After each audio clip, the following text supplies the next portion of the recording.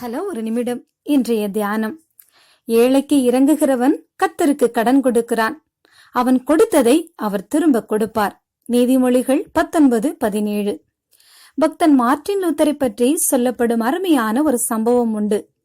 அவர் ஒரு நாள் அதிகாலை வேளையில் ஈஸ்டர் ஆராதனைக்கு சென்று தான் திரும்பும் வழியிலே ஒரு பிச்சைக்காரன் அந்த இருளான அதிகாலை வேளையில் கடும் குளிரில் தவித்துக் கொண்டிருக்கிறதை கண்டார்.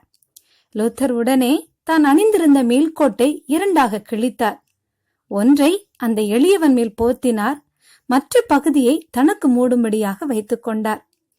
அன்று இரவில் இயேசு கிறிஸ்து அவருக்கு தரிசனத்தில் அரைக்கோட்டை மட்டும் மூடிக்கொண்டவராக எளிய உருவத்தில் காட்சியளித்தார். இதை பார்த்த லூத்தர் கண்ணீர் வடித்தார்.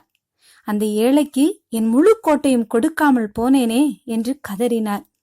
ஆம் பிரியமானவர்களே, இந்த சிறியரில் ஒருவருக்கு நீங்கள் எதை செய்தீர்களோ அதை எனக்கே செய்தீர்கள் என்றார் இயேசு கிறிஸ்து.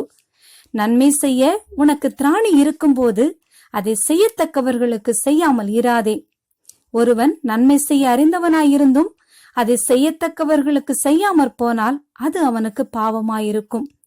நீயும் இரக்கமுள்ளவனாயிரு. இரக்கத்தின் ஆசீர்வாதங்கள் உன்னையும் சூழ்ந்து கொள்ளும். ஆமேன்.